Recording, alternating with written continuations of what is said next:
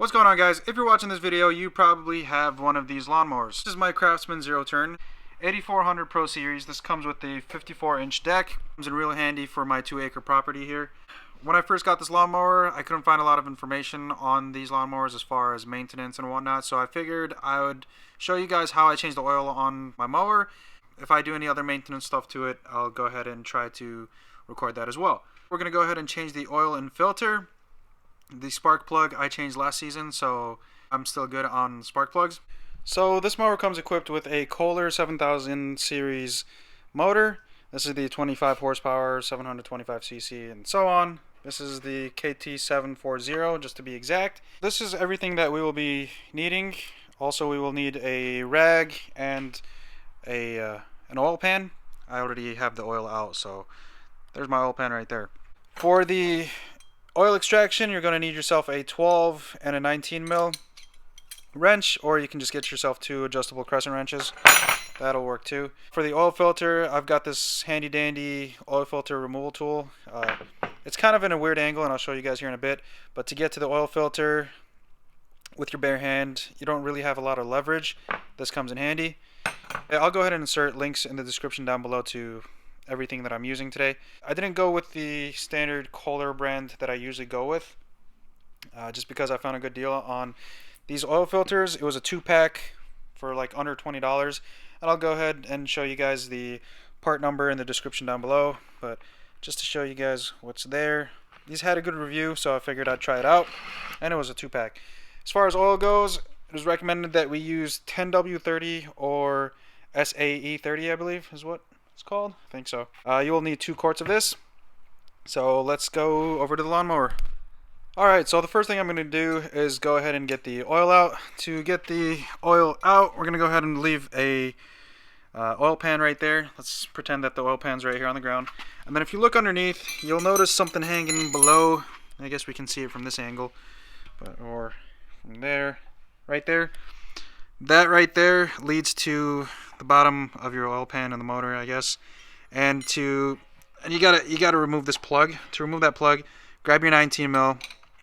We'll go over that top part, and then grab your 12 mil. Go ahead on here, or no, this side, because it is a 4-sided square, if you guys can see that. But a 12 mil fits over there perfectly.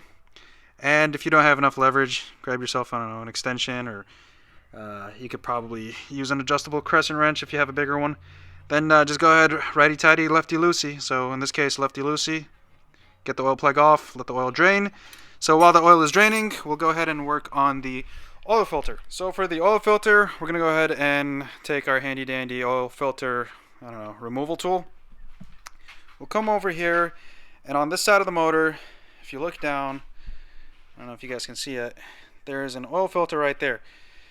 So this is kind of an awkward angle, and you could probably remove this this fixture right here, and I believe to remove it, it's pretty easy.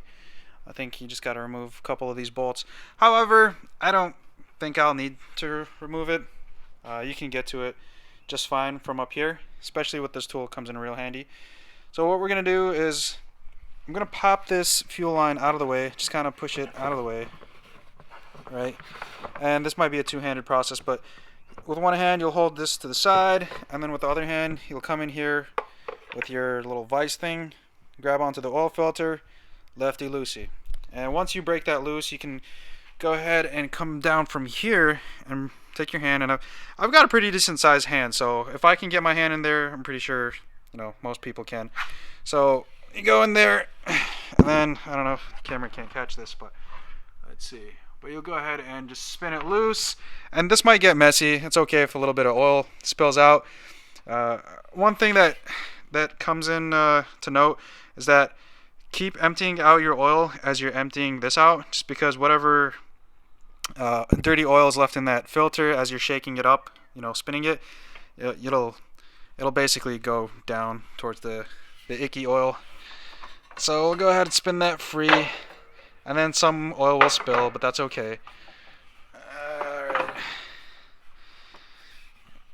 Yesterday it was easier just because it was off camera, but yeah, you should be able to slide it out like that, and then yeah, obviously I did this yesterday, but it'll be a lot more dirty than this. Take that and recycle it, And then you could take a rag and wipe this all down. Once you are done with that and the oil is extracted, we'll go ahead and plug it back up using our 12 and 19 mil. Then we will grab our new oil filter. Alright, so now we have our oil filter. I'm going to go ahead and pop it open.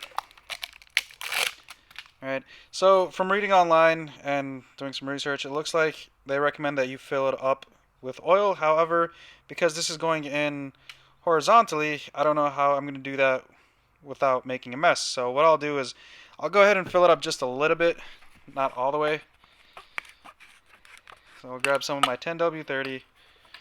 It's nice and easily just fill, I don't know, just a little bit. Just to where, like, if you tip it over, it's okay if you spill a little bit. Then, if you have some extra, you could either use the dirty oil or use some fresh oil, but there's a little bit of oil right here. We'll grab that, and what you want to do is you want to rub that on the seal, and that basically helps create a nice seal when we go to apply this filter. Alright.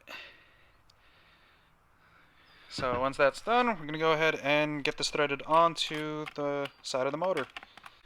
Apologize ahead of time, this is kind of an awkward angle, but I'm going to show you guys how I get the oil filter in. So there's a little bit of oil in there, nothing crazy.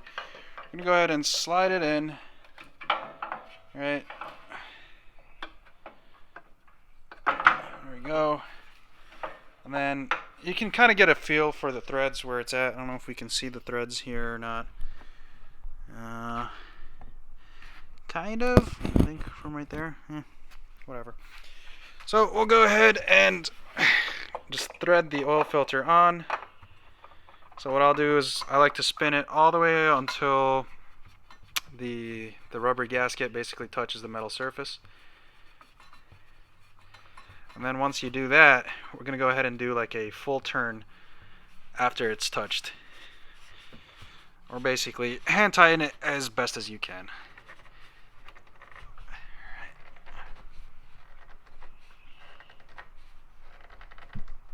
Okay. Alright, so that's as best as I can get it.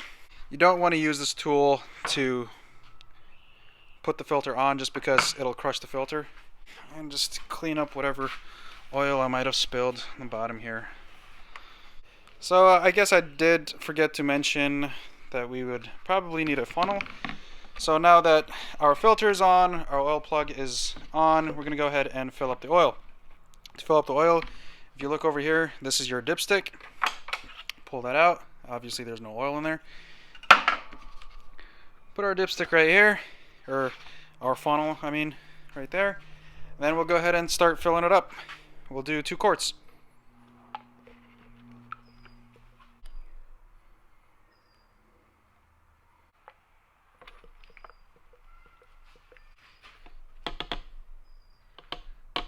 Once we are done filling up our oil, we'll go ahead and put our dipstick back.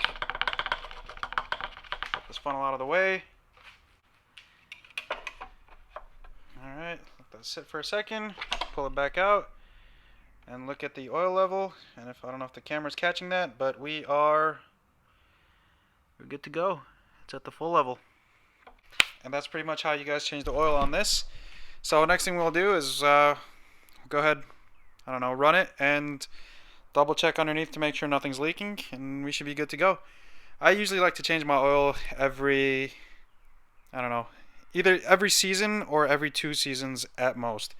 And just to give you guys an idea of what my yard looks like, so all that grass, and then it continues to the front here and then goes to the front yard. What to do with the old oil: please don't go dumping that down the drain or pouring it into the ground. That is illegal and bad for our environment.